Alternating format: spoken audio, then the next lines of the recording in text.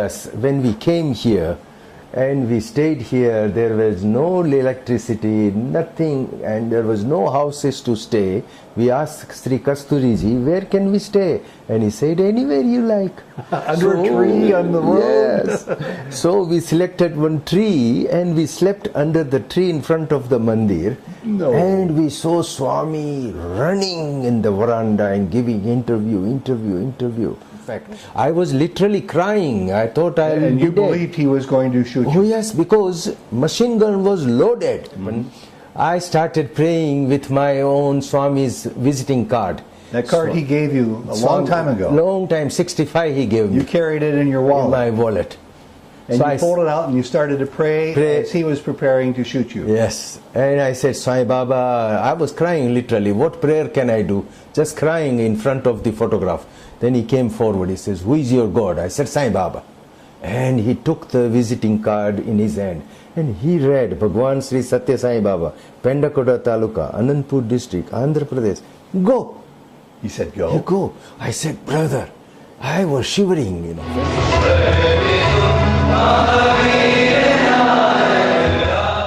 Welcome to Souljourns, and a life-saving account of how Indian holy man Sri Sathya Sai Baba saved the life of medical doctor Kishan Gadhia in Uganda. This interview was recorded in Prashanti Nilayam, India, in January 2010. Dr. Gadhia, it's very good to have this opportunity to talk to you today. Thank you. Sai Ram, and thank Sai you Ram. very much for joining us. I've got so many questions that I want to ask, but let me just begin by asking, you're a medical doctor. Yes. You're living in the United Kingdom. Yes. What brought you to Sai Baba? The divinity of the Lord, which was being explained by my brother, Dr. Gadhia, and the miracles he has performed, which is incurable disease cured, and so he brought us at the divine lotus feet. And though he explained us that the Lord walking on earth is in Puttaparthi, my brother visited here 40 times, 50 times, and he tested and he just went through all the details that the Lord is the real Lord walking on earth. So he became convinced after all those visits. How long did it take for you to become fully aware of this? That was till 1960. Till 1960? Yes. So many years you've been... Many years, even though I came for my further studies in India in 1956, stayed in Mumbai, but I was unable to come to Swami. I then visited with my friends and cousin brother to South India, and we visited Pondicherry, stayed in Arvind Ashram for a week when mother was alive. We visited so many temples like Tirupati Balaji, Rock Temple, and so many, and we visited our brother who was in final MBBS at that time. So my brother Gadhia requested me, says, Kishan, it is worth going to Puttaparthi, where it is quite near, go there. Sai Baba is there, go and see him. But we couldn't plan, it was not our effort. We tried it, our level best, and we reached hostel back again. So do you remember the first year when you actually were able to cast your gaze upon Sai Baba's form? Yes, that was in October 1960. So you remember the month? Yes, I do remember. And what was your first impression of him? I was really amazed and see the divinity. The way he called us when we came here and we stayed here, there was no electricity, nothing, and there was no houses to stay. We asked Sri Kasturiji, where can we stay? And he said, anywhere you like.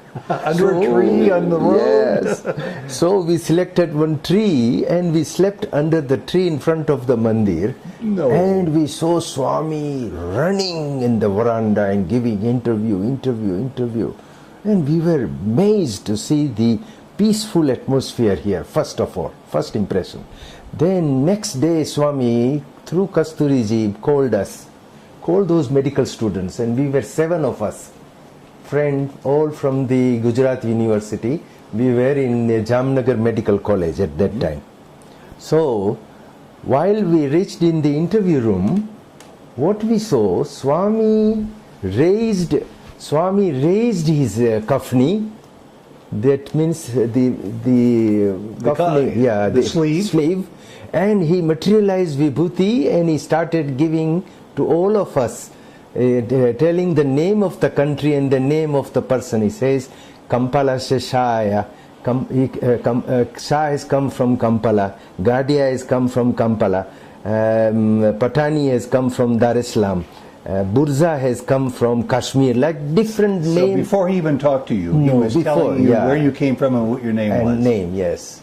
That must have impressed you off the bat. And he started giving vibhuti all the friends except me. And why was that? Because while my brother was there, Dr. DJ Gadhia, he was told by Swami to go Jamnagar. So when he came, and he gave me a talk for a couple of hours of Swami, and then he said, Kishan, let us go in the town and we buy one small silver box for you. I have brought some vibhuti from Swami, I will give you. So then we both brother went in the town, and I purchased a small silver box from the goldsmith, came home at the hostel, and he says, Kishan, give me the box, I can put some vibhuti. When we opened it, there was already vibhuti inside. So I told my brother, look, this goldsmith must be your Sai devotee. He has put, by seeing you, he has put some vibhuti inside. My brother said, well, I am a new man, I don't know anybody in Jamnagar. I said, but you are a popular guy. You must have gone to Sai Baba many times. Naturally, he must have seen you. Next day, we both went again to the goldsmith, confirmed it, and he said, no, this is meant for snuff in Gujarat.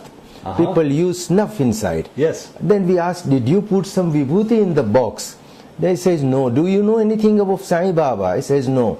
Then my brother says, why, Kishan, don't you go to Swami and ask him? And did you? And that was the only time, so we came to ask Swami and see him. Swami instead started giving vibhuti to all of my friends except me. He said, I already gave you in the box in Jamnagar. So I was shocked. And then again he gave me also, but he reminded me that he was the person who has given me vibhuti in the box. Absolutely amazing. Then he told, he started solving our problem. In fact, he solved one of my friend's problem who was deaf. Shah, he was Mr. Shah, and he thought, if Swami can help me for my hearing and can throw away this hearing aid, I can use my stethoscope with my both ears and I'll be a better doctor. So Swami just took off his hearing aid, touched his ears, and it started hearing. That was first medical witness we saw. Amazing. One quick question about what Prashanti Nilayam, what Puttaparthi was like in 1960. You said you had to sleep under a tree. It was a small village. There was nothing available here. Where did you eat? There was only South Indian canteen was there, small, so we were able to take the simple food, rice and curry, rice and rasam. And were there bathrooms? Were there toilets? Public bathroom used to be outside. We used to pay 10 paisa and get the hot water and have a public bath, which was like an army type. That's 1/10 of a rupee, right? Yes. And nothing was available here. Nothing. Not a shop. A small shop used to be there, matchbox and that's it. And how many devotees would be here in 1960? About 150, 200 people I saw them just waiting that many, there. Yes. Yeah, very few. Very few. And did you know right away after you saw him, after he knew your name? Yes. Then he said to me, come on, I give you personal interview. So he took me inside another room from the main room and he said, any more doubts? I said, no more doubts. Then he said, let me tell you the omniscient, omnipresent and omniscience. I know what is happening. I can tell you, Swami said, your mother in East Africa, Kampala, has got heart attack today. No kidding. Did that shock you? It was shock to me. I said, Swami, I had a letter last week only. She was well. Swami said, I'm talking of today. And you're a medical doctor, so you must have been very worried about I your mother. was shocked. I said, Swami, you are the God. Please save her. If she has developed a heart attack, please save her. So Swami then materialized some more vibhuti, packed them for me and gave me in 3 packets of it. And he said, you go, while going home, while going Jamnagar, Gujarat, post them and inquire from Mumbai to your father, how is your mother? And tell them Swami is looking after, don't worry. You won't believe the communication was so poor here, no telephone line and nothing. So we left immediately next day, and Swami told us, come back again with beddings and more clothes and stay with me. I will teach you bhajan, singing bhajans. Oh, how wonderful. Wonderful. So while I reached Mumbai, I gave a phone call to my father, and I asked, how is my mother? And my father was shocked. Who told you about your mother? I said, well, Sai Baba told me there in Puttaparthi. The day she had her heart attack. Oh, she had a heart attack. Then my father says, yes, Baba is quite right. She has got a heart attack and she is in the hospital, still in the hospital. I said, don't worry, Swami is looking after, I'm sending you vibhuti.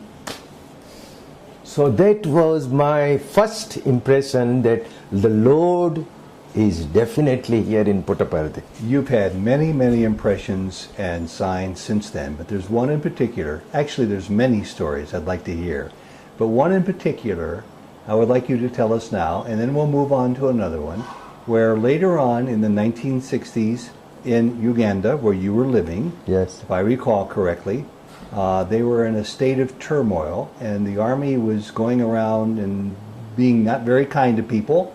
One soldier with a machine gun wanted to shoot you and kill you because he just wanted to. Tell us the story about how that came to pass and how Swami intervened, yes, and saved your life. See, that is a wonderful story. What happened, I completed my graduation in 1965. Mm-hmm. In between those 1960 to 65, I visited Puttaparthi 3 to 4, 5 times. Mm-hmm. And I have seen Swami in festival days like Dashera. Yes. And those days Swami used to materialize vibhuti, hips and hips of it. From the big pot. Yes. Overturned, and Kasturi used to hold the pot. Put his and hand Swami was waving his hand inside. And you would see that. I have seen it live here.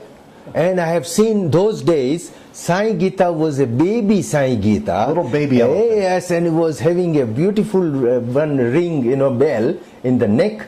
And she was made to run round Mandir 108 times. Oh, we used to count in the morning. He would count the times. Yeah, how many times would go around the mandir. How many times he is running after this mandir? And it was 108 times he was made to run.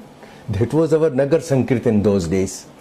Wow. Now I can tell you, after finishing my graduation in 1965, I came to Swami. And I was waiting outside for his darshan and his permission to go. Then he walked and he came, he said, Kishan, you going? I said, yes, Swami, I'm going home. Parents are waiting for me. So he started waving his hand. So I thought I'm getting some vibhuti. But instead he gave me a visiting card. He produced a small visiting card and he gave me visiting card, instructed me to keep always in the purse, okay, not in the shrine room. Mm-hmm. And that was the instruction he gave me. All right. So I reached Kampala and I started my job in the Mulago Hospital, Kampala. In Uganda? Uganda. That was the big hospital. 65, 66. 66. Okay. And got married in 67. All right. And then I settled with my wife 80 kilometers away from the capital city, Kampala, mm-hmm, for my practice. Okay. Now what happened? Small village, small town? Small village. It was a very good community there. Mm-hmm. And we were about 7 to 8 doctors in the city, okay, small village. So what happened? Swami came in physical form in 1968. That was month of June, July. He came June, July. When he came to Uganda? Uganda, Kampala. His only trip out of India. That correct? was the only trip he has been out of India. And he was there, and that's a legendary trip that he made. Yes, Partly because it's the only time he ever left all of India. correct. Do you know why he went to Uganda then? To give blessings to the devotees were eagerly waiting, because my brother opened the Sathya Sai Center in Kampala in 1956.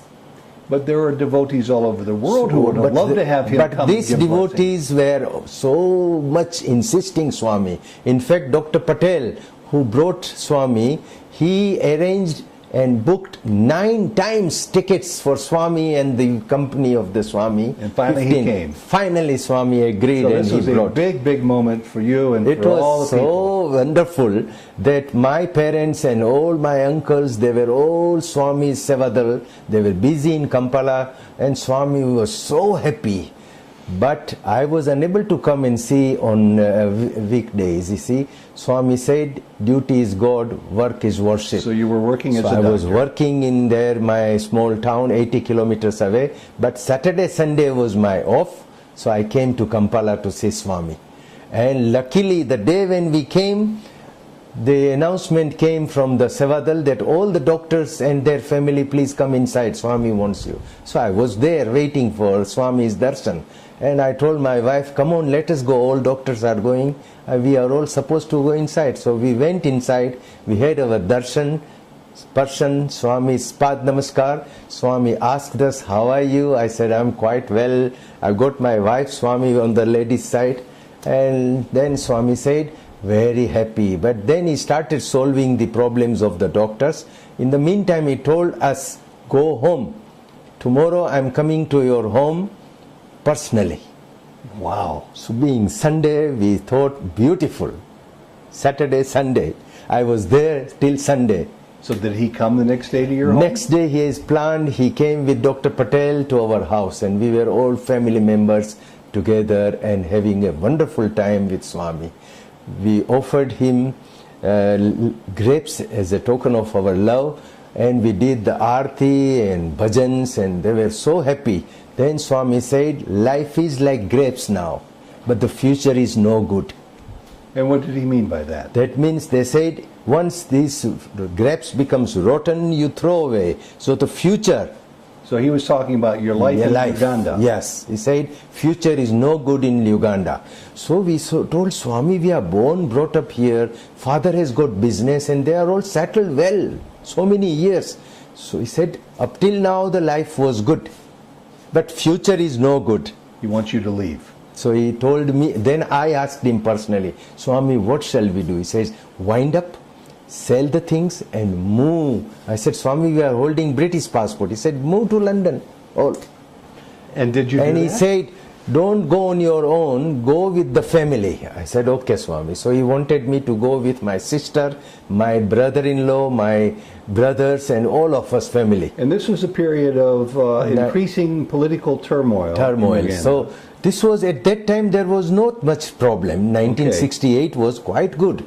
But Swami told us future, so I sold my practice, I sold my building, I sold my house, and I rented a house instead, and I transferred my money officially to London Bank. So you were preparing to leave. Yeah, I started preparing myself. And then what happened? And then I waited for my parents to pursue them, please let us go, till 1972.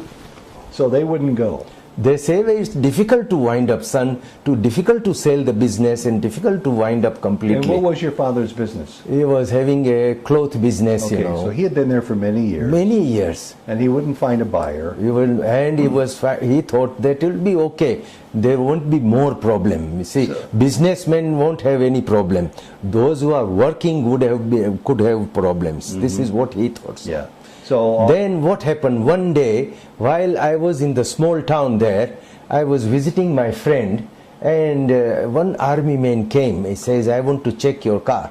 I said, okay, sir, check it. This is a soldier? The soldier. Okay. So he came and checked my car, and he couldn't find any weapons except stethoscope and my medicine box. Mm-hmm. Then he said, sir, come on, drive. So I thought he wanted my service somewhere. Mm-hmm. So people used to take me for my service. a small town, everybody knew me there, and even the head of the army was also, he knew me very well. So I thought probably he's taking me, some family members must be sick.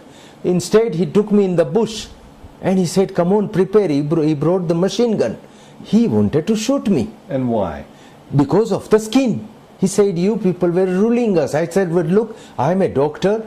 We are not the rulers. Britishers were the rulers here. We are all the simple people. I am a doctor. I just stayed here, born, brought up here. That's all. And why didn't he understand that? There was no, he was very stubborn. And he said, come on, what is your last wish? He asked me. And he had a rifle? He had a big rifle, machine gun, loaded. And he said, what is your last wish? I said, well, I want to see my children before dying.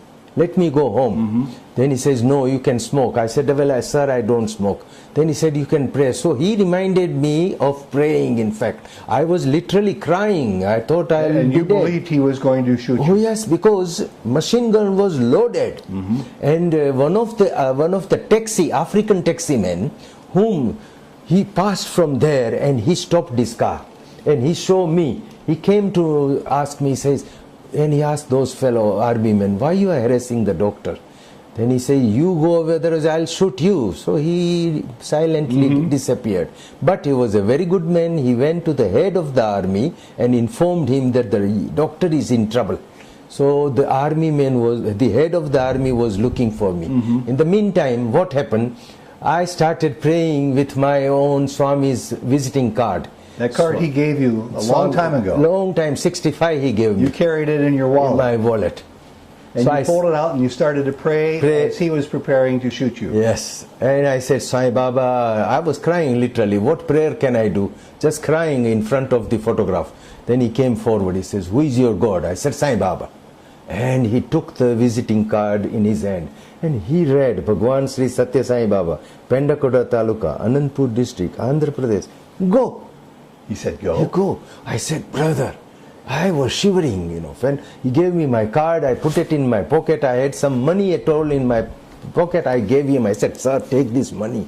Why unnecessary killing me? And in the meantime, the head of the army came in search of me. This man disappeared in his van, jeep.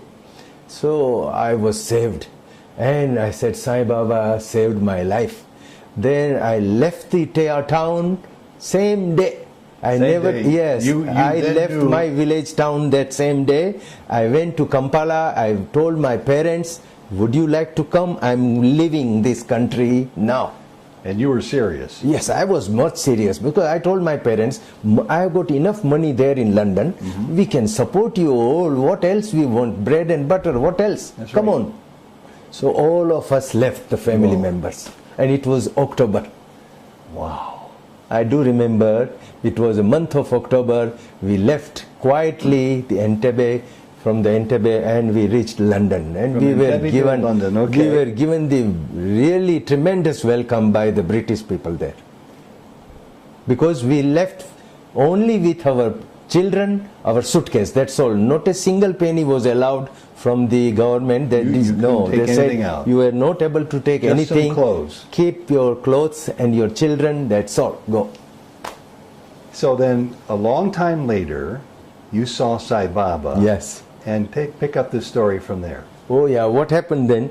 It took me 10 years to settle the family in London. All of us were very happy then, and I settled in Midlands, Leicester. Leicester is a beautiful town there in Midlands. So after 10 years, in 1978-79, I started coming to Swami again.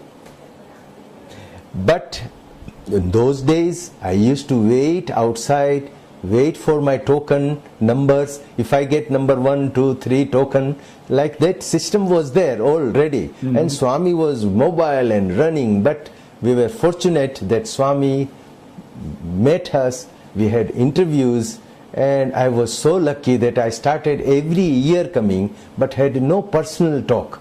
He wouldn't talk to you? No, not a personal talk, the group interviews. Okay. And we were so happy that even in 1980, when I brought whole family with me, my son, my daughters, my wife, We had a wonderful time with Swami, and Victor Kanu was with us, and we had 4 interviews that time. Swami was so merciful, and he said, Victor, I wanted you in this trip. Victor wanted to drop because of financial problem. Swami said, I gave you money, I wanted you to come down. So that's why he was there. That's why he was here, Swami said. And that was the love for Swami had for Victor also. This is before he started the school and the orphanage? Yes, this was in 1980. Oh my goodness. 1980. You go back so many years with so many Baba, legendary Baba and people. Recently, when 2002 or 3, I was in Whitefield in the tri session. Swami, fortunately I was being as a guest inside the tri session. In his home? Swami's tri session. That was in his home, while Swami was in Jula. Okay. And he said, Kishan, come on, give a talk. So Swami, then I said, Swami, can I narrate the story how you saved my life in Uganda? I said, narrate it. So this is the first time you had a chance to talk to After so many years, I was there to narrate the story, and I narrated whole this story, how Swami saved my life from a visiting card. After my talk, Swami gave a talk that is worth listening. Oh, I'd love to hear it. Swami then gave a talk. He said, the person who wanted to kill Krishna was very cruel. He killed so many innocent people. But the day when he read visiting card, I transformed his mind. This is what Swami said. And the person somehow, the day when he was transformed, he had a eager yearning to get Swami's photograph, and he managed to get it from Kampala. He got it from you? Not from me, because then I left the country same day, isn't it? So his mind was transformed after he saw the picture of Sai Baba that you had. Yes. So somehow Swami then talked to us. He said he managed to get Swami's photograph from Kampala. It was easily available in those days. So then he started his own prayer, Sai Ram, Sai Ram, Sai Ram, Sai Ram. The soldier who was going to kill you. Soldier. And then Swami said, his prayer was so powerful. One day, while he was praying to me, there was somebody's laughing sound. So he thought, who is laughing? I am here with Sai Baba here in front of me. Swami said, I came out of the photograph and stood in front of him. He came out of the photograph. And he said, I'm laughing, come to Puttaparthi. Baba was the Baba then disappeared. Then Swami further narrated us. He said, that person managed to come to Puttaparthi. He was sitting on the sand. I called him for the interview, and as a token of love, I gave my robe. Oh my goodness. What a story, what a story. So Swami told us, he changed the person from Vali to Valmiki. This is the word he uttered. And what do those words mean? That means a person, Vali, in the past history of very past in our Hindu history, that Vali was a notorious dacoit, and he used to kill people and loot and take the things from them. Only he was being turned to become a saint and utter the Ram Nam by the priest. And then he changed himself to Valmiki, who was able to write the Ramayana all. Very saintly person. Saintly person. Well, this is the same man who you said killed many people. Baba said he killed many people. Yes. And he was on the verge of killing you. Yes. Talk about a life transformation. It is, sir. And you've never had a chance to meet this man again, no, have you? Never. You don't want to, probably. Never. What an amazing story. And you go back so many years. You first became aware of Swami in the 50s. Yes. Got to see him in 1960. Yes. There aren't too many devotees who go back that far. Very nicely. Why you, Dr. Gadhia? This is what the Swami told my elder brother, Dr. DJ Gadhia, that you were in your past life Kaka Sahib Dixit's grandson. Kaka Sahib was with Shirdi Baba in Shirdi. So you were a follower of Shirdi Sai. So our four parents in the past life were the follower of Sai Baba, Shirdi Sai Baba. And Swami then narrated to my brother that your granddad used to request me often there in Shirdi to look after my children and grandchildren. Look, Swami then said, I'm looking after you in this life. Amazing. And very briefly, it's a wonderful story. I've heard it, and I've had the privilege to talk to and interview Dr. DJ Gadhia. Yes. Very briefly, would you relate to us the miraculous story how Baba saved his life by bringing him back to life after he once died? Yes. Briefly, could you tell I that can story? tell that once, he was involved in a very nasty motor accident in Tanzania. And he was working there as a medical doctor. He was working as a medical officer in Sathya Sai surgery, in his own Sathya Sai surgery. I didn't know that. And what happened, he was not driving car, he was just he told the patient that take me home, maybe in some kilometers away. So they were driving there towards their house, and one of the trailer which was coming from the opposite side came off and came on the car. One of these big lorry trucks, lorry with the trailers. Semi-trucks. Yes. So And it crashed naturally, into his he car crashed. and- His car was badly crashed. I do remember, I have seen the photographs of it, that one, and my brother was unconscious, his legs were all down. You can imagine that much nasty accident. He was unconscious, and a wife was sitting behind also, his wife. But luckily, there were some Africans came forward and they said, please don't pull the person, let me cut the body of the car. So the African too hefty, they cut the body more of the car, and They broke it, they pulled cut it themselves? Yes. Two African the two Africans, laborers, and they brought him out with her floppy legs, with a more compound fractures of both the legs. This is what happened, and they took him, managed him, and till the ambulance came, was taken up to the Kenyatta hospital, Kenya, because near Arusha, Kenya is quite near Nairobi. Oh, I didn't So know that. Nairobi had a big hospital there. He was taken up there. He stayed there 6 months in the hospital, and he had a treatment for his compound fractures. He had a very nasty compound fracture, healed, but was unable to walk on his own. He used to walk with 2 sticks. He was unable to sit on the ground. He was able to sit on the chair. And that was in 1979 when he came to UK. He met me at that time I was a doctor working in Midlands. Okay. So then we took him to two of the consultants. One was Mr. Wilson in London, orthopedic surgeon, and we took his opinion. What is your opinion about the legs? And we took all the x-rays. We had he owned x-rays. And Dr. Wilson said, look, you've got a very nasty union of the bones. We won't able to re-surgery do and make you normal. It's better you go better on these walking sticks and better sit on the chair. That's it, my opinion. So we took him another opinion in Midlands, and that was Mr. Chan, an orthopedic surgeon in Midlands. And he also said that I won't advise you the surgery. Nothing can be done.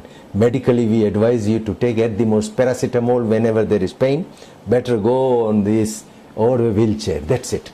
So then he came to Swami, and Swami threw his stick away. He did. And he applied his vibhuti on the legs and made him to sit on the ground.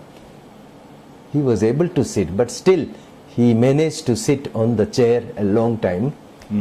But he was saved. This is what Swami said, that I have to come down as 2 African men to cut the body of the car and then remove your legs. So otherwise you would have lost your legs completely. Swami says that was That was him. Who manifested himself as 2 African Africans. laborers who cut the car. Yes. Did they have machinery? Did they?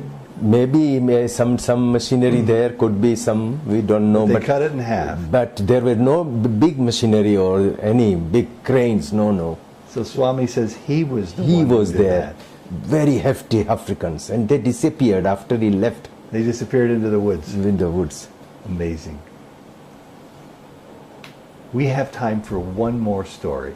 And, Okay. you have so many wonderful stories that I'm personally aware of, and I'm sure you have many more than that. I want you to just think a second and ask Swami to guide you to the right story to share with us.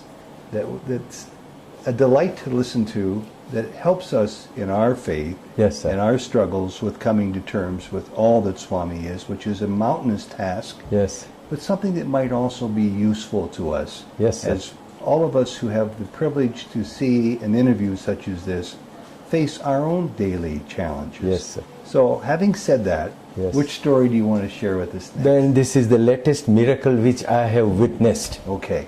It's beautiful, regarding a lady who was in England, and she was pregnant there. She was found in her early pregnancies, while investigating on antenatal, she was found to have a Down syndrome child. While she was pregnant. They Pregnant. discovered this. Yes. Okay. And so she was being told by the hospital staff that they will have to do some more tests, like amniotic aspiration fluid and sonograph. And so laterally they confirmed it, that yes, lady, you got the Down syndrome child. Nothing could be done. Nothing about could be done medically, except we can terminate on national health free for you now, early, when there is no life of the child. Later on, once you don't obey, or if you want to carry on the pregnancy, we won't able to help you. So you decide within a fortnight. So she said, my parents are in India, we have to ask them, and we will come you within fortnight. And she started crying, literally, with this problem, naturally. Husband was crying. The family problem, isn't it? First child, and that is also Down syndrome. Somehow they passed the message to their parents, and the parents were sitting next to me. The grandfather was sitting next to me, and he was a little impatient. Just go ahead and put that on there. He was a little impatient. And what did he say to his granddaughter then? He said, we will write a small chit and ask Sai Baba what he says about it, whether to go for miscarriage or not. So then he wrote a small note of it, but Swami used to come in those days in Vice Chancellor's red car. Okay. Okay? He was very fond of, at that time, the Vice Chancellor's car, and I used to sit there also. So I saw Swami used to come in the Vice Chancellor car and get down in veranda.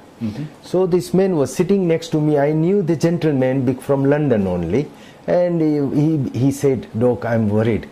There is a medical problem. I said, don't worry. What is the problem? Can I solve the medically? I can solve the problem. So we talked to each other, and he said, my daughter-in-law is pregnant in London, and she is found to have having Down syndrome child. What shall we do? I said, look, medically I can tell you the same story. Medically we can't do anything. Wait for Sathya Sai Baba. He is our Lord's Lords. He is doctors, and surgeons. Let us wait. I had so many medical witnesses in the past. I have seen him curing multiple sclerosis of a child from London. I have seen him curing an Italian lady who was in a wheelchair, crippled. Swami made her walk, run. I have seen one of the lady from Birmingham. She was on a wheelchair and she started walking with a paralysis of the leg. So I told him, wait, I have seen so many medical witnesses in the past. So wait for the Lord. And the same day, Lord came and got down, and he took his note and read it there and there. He called them inside the interview room. So he was called in the interview room, and Swami said, yes, there is a Down syndrome in the family now, but no need of miscarriage. I am changing the child. He's changing it. Child. So they said, Swami, shall we call our daughter-in-law here? Swami said, no, not necessary. I will be going London. He'll be going. Yes. Okay. While he was seated there in Puttaparthi, and he said, the name of the child will be Achintya. Once the child is 1 month old, bring them for my further blessings. And they came out from the interview room. It was thrilling, and I said, what is the news? Come on, tell me. I am eagerly waiting. So he told me, Doctor, this is what Swami said.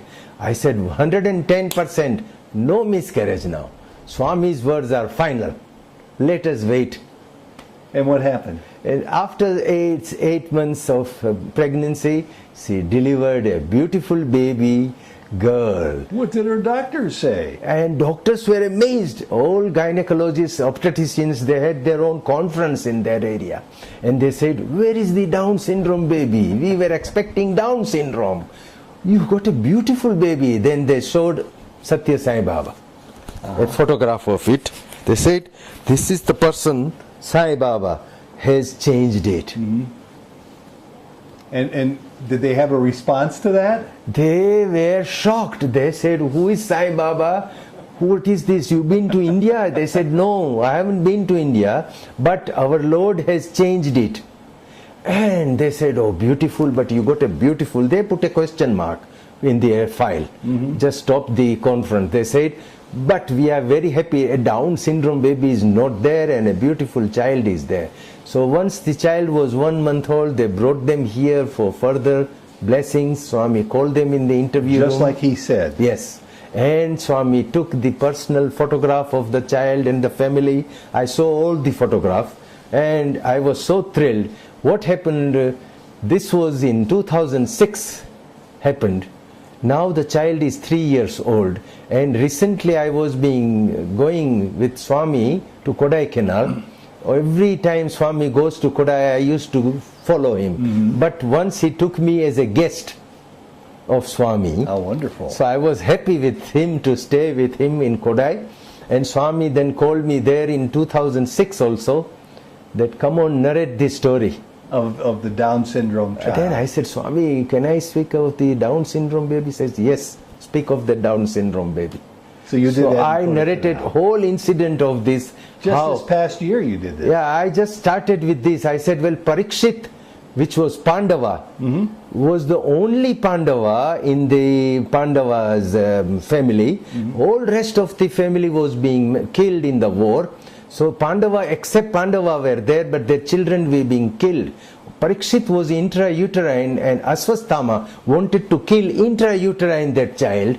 Krishna protected that child. That is the story. We read it, we have heard it. It in Bhagavatam, it is there. But then I narrated that Sai Krishna has done this beautiful intrauterine change of a child. Sitting in Puttaparthi, he changed it in London. Can you imagine? He is in Puttaparthi, he is everywhere in the world. Then I narrated a full story, and then Swami was so happy. Later on, Swami took mic, he says, come on, let me speak. And Swami gave a talk. Beautiful talk Swami gave us. Swami said, when there is a problem in the family, husband's problem, wife is crying.